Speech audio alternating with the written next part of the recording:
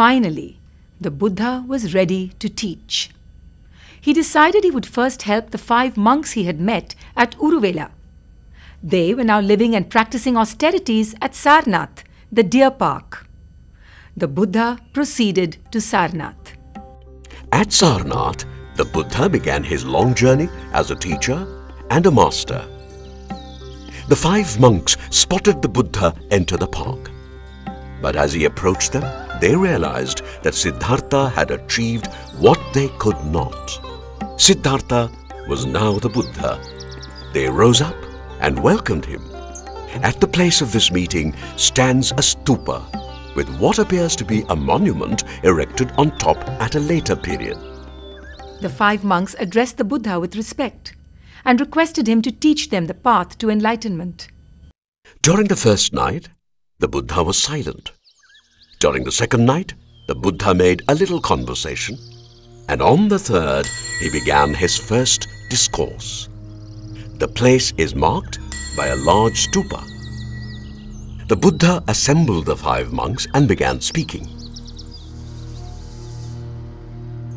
The discourse set into motion the Dhamma Chakkapavattana, or the wheel of the law. He spoke of the middle path, the 4 noble truths concerning the origin of suffering, the cause of suffering, the ending of suffering, and the 8-fold path that would lead to the ending of all suffering. The 5 monks became Buddha's first disciples.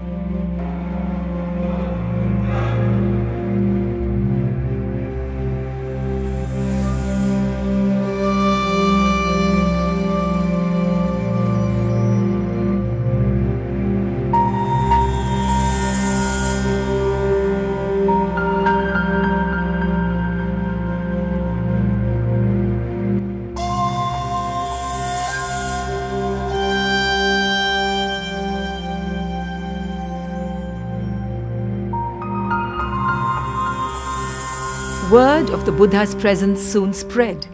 54 disciples came and sat at the feet of the Master. They listened and they learned.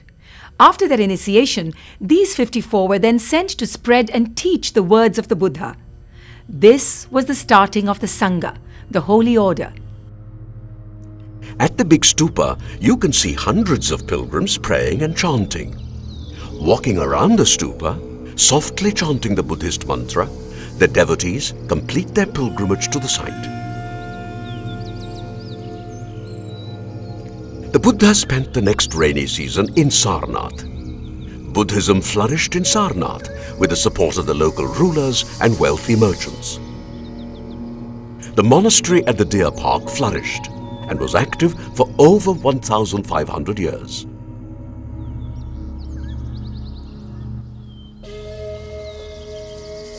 This 3rd century monastery you walk through has many structures such as memorial stupas, temples, and most importantly, the famous Ashoka Pillar.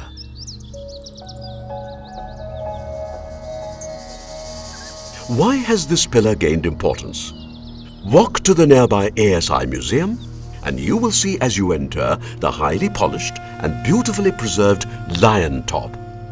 Yes, it is the emblem of India and it came from Sarnath.